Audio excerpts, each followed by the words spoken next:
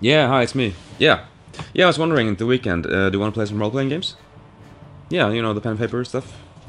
You can't. Oh yeah, football practice for your kids. Yeah, sorry. I forgot about that. What about next week? Same? All summer? Wow. Okay, well, yeah, it's okay. We can just have your character go on vacation or something. Yeah, no problem, no problem. Yeah, I understand. Yeah, you want to go on a date. Yeah, sure. Yeah, totally fine, totally fine. We can probably, yeah, we can get along with three. That's no problem. Yeah. Well, we'll see you later then. Just call whenever. Yeah, sure. Ah, you can make it. Cool. Yeah, I was thinking about Friday at starting at 5 or something. Yeah. This time I have one great character. You'll never guess what it is. Yeah, it's an elf ranger. Yeah. And his name is Legolas. What? Oh, you can't make it suddenly. Oh, okay. Well, what about... Hello? Okay, that makes two. You can't play with two. Or can you?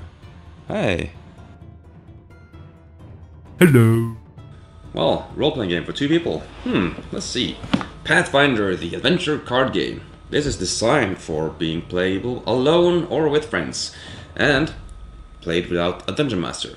So, does it work? Let's see. It's a huge box, and inside there's a lot of air. Just be careful not to put it on the vertical, then all the cards will just shuffle all over and it's be a mess. But this is designed to play with one people too many without the dungeon master, as I said. Does it work? Let's find out. Okay, the game doesn't come with a DM, so we have to have a preset story and a preset scenario. And what this game is about is of course cooperative, and you fight alongside each other and trying to beat the monster, the obstacle, get your treasure, or hire the ally, or whatever.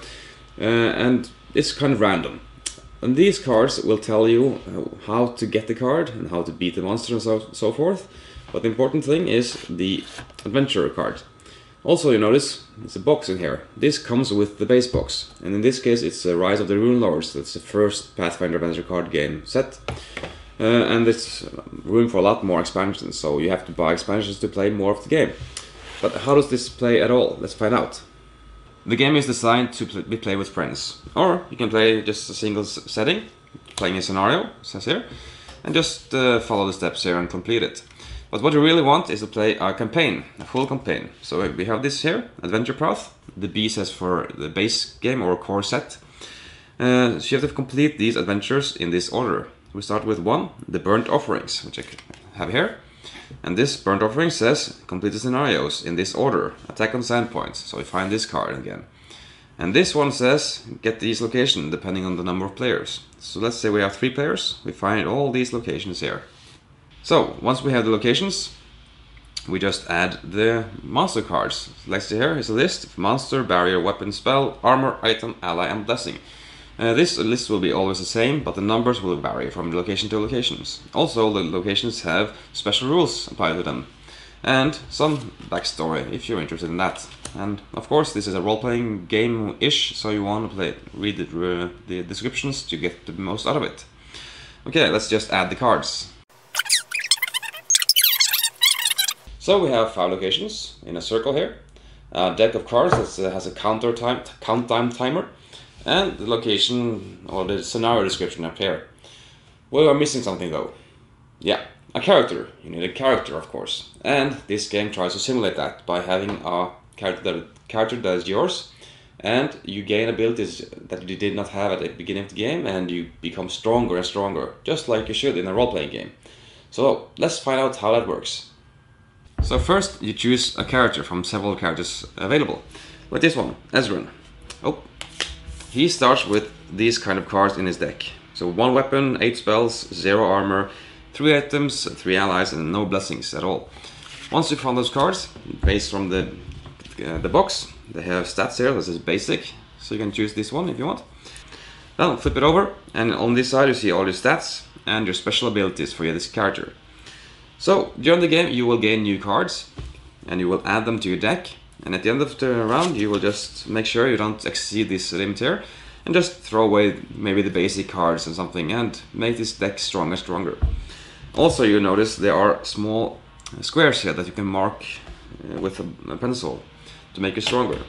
Well, if you want to save this game for later, I just use a sleeve. Let's see if I'm in the right way. And I can just do this and mark on the sleeve itself. So when I want to start over later or try something else, just take a new sleeve and a new character, and don't ruin the card. Then later, you just make sure you don't exceed this limit here, and just store it together in the box. Very easy for next game. This is my character. I place him here at the Rusty Dragon, and to explore here, I just flip the top card of the location deck. Ah, an ally. He has an encounter limit here, or encounter challenge here, a check, encounter check.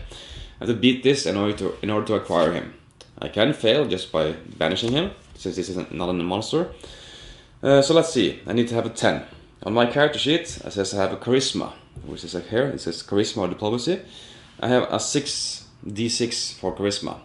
And, well, I can't get a 10 on d6, obviously. So maybe I can play some cards on my hand. If these cards have the charisma or diplomacy or ally names on them, I can use them.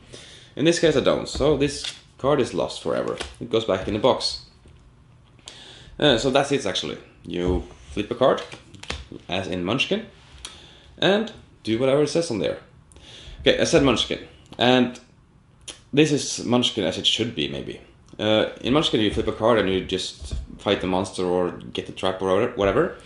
In this one you flip the card and fight the monster or get the trap or whatever. Only here you have cards that can help you mitigate those odds, and your allies aren't out to stop you. So this is a game that actually end.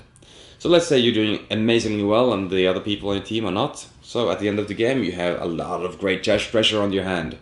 No problem, because you can, at the end of the game, share your treasure with all the other players for the next game.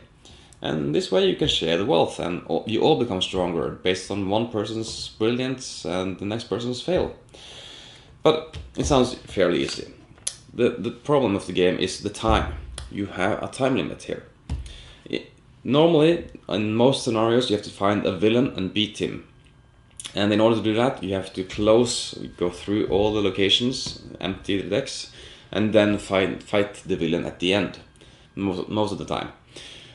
Sometimes you just need to find allies or something. But if you don't do this by the end of this timer deck, you all fail. And that's the problem of the game. Well, not the problem of the game, but that's the struggle of the game. You have to beat the time and succeed at most checks and something. But it doesn't matter. Sometimes you can fail on purpose just to continue the pace or whatever. And you can make choices. You can make interesting choices. And I like this game. It's very random, and it's Munchkin as it should be. So I found Munchkin very fun at the beginning, and then it lost interest when you found out that it was just random, and when you reached level 9 you lost because everyone was saving their sabotage cards and whatever. And this game is a cooperative game, so it's a win-win in that regard. Okay then, Pathfinder, the adventure card game. As I said in the beginning of the video, I was trying to get a role-playing group together, you know. This one, is it trying to be a role-playing game? Well, sort of. It has locations, it has characters with information you can say for the next scenario, and you have a campaign with your friends. And yeah, it's not a role-playing game. No. Okay, in a role-playing game, when I play that, you have a Dungeon Master. The Dungeon Master has concocted up a great story for you to live through, and he will enact the characters of the story, like the strong man, you know, bumping his fist with you for no reason, or you have to be quiet because there's a small afraid creature. You can act, you know, you have fun with the expressions and the story and everything. And you don't have it here. No way. There, you flip a card, you do what it says, and occasionally you can read the flavor text on the card just to find out what it is about. There's no role playing here. Okay, you have the characters with the stats you can save for later. That's it. If you want a role playing game, this is not the way to go. Still, I do enjoy this game. It is fun. It is flip a card and random stuff happens, yeah, but you have fun doing that. And The game is easy to explain to beginners. We just look at the card. Okay, see the stat. Do you have a card with the stat name on it? You do? Okay, use it then, and you can win. Roll a dice and see what happens. And okay, I did have a struggle with the rules in the beginning because I had never played this before, and the rules were kind of straightforward once you read it, but when you need to look up something later, I was kind of struggling with how to actually beat those cards and how to use the abilities. But once I get through it, it's very easy to explain. So this is not a role-playing game, as I said, but it is a fun game. I do enjoy it. And there is one problem that I've checked out on the forums for this game: the expansions. This game is set up for expansions, as showed in the intro. You had a lot of space for expansion boxes. Let's say you have an expansion that requires a wisdom to beat it, and you have no characters with wisdom on it because you played, I don't know, 3 adventures with those characters and you have a lot of fun, and suddenly you meet a wall. You have to have wisdom to beat this adventure. And that again, in a role-playing game, the Dungeon Master, he would compensate for this, and he will make a way to make you defeat this challenge. In this game, you cannot. It's impossible. You just wasted a lot of characters. You can't progress any further, and it's a huge weakness to the game that you cannot beat a challenge. That is not a role-playing game as it should be. It should be designed to be a challenge, not impossible. In that way, I cannot say it's a good game. It's not a good design choice, maybe, but I do enjoy playing it, and I have ordered more expansion packs because I want to play more. I think it's enjoyable, and it's fun to play with your friends, especially if you have your same friends over and over again. And that way we have one problem maybe, because in today you have a problem with the role-playing game is that people's schedules aren't synced up anymore. And in this game you kind of want to play with the same friends over and over again because it's an adventure. And you progress your characters based on the adventure, and you don't want to start over again each time. So if you have a problem with time that you can't schedule together, this might not be good in that way. Though you can play a single scenario, it's not rewarding because in this game, when you play and complete a scenario, you can cross off here and get more stats or more cards on the box. So I'm kind of struggling here, but it's a fun game. That's the most important thing. It's a fun game.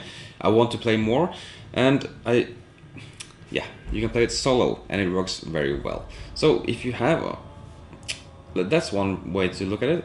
If you don't have time with your regular role-playing group, you can play it alone, and still then you can kind of get the feeling of adventure because there's no people to interact with and make the story blossom in front of you. Just do what it says on the cards and try to be the best at it, and you get rewards and you have fun. So it's a good solo game. It's a good multiplayer game if you play with the same people, your friends. But okay, it's a recommendation. It totally is, but it's no substitute for a role-playing game at all.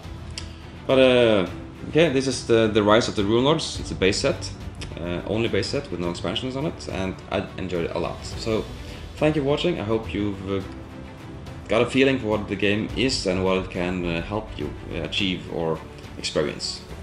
Thanks for watching. Hope I see you again in the next episode. See ya.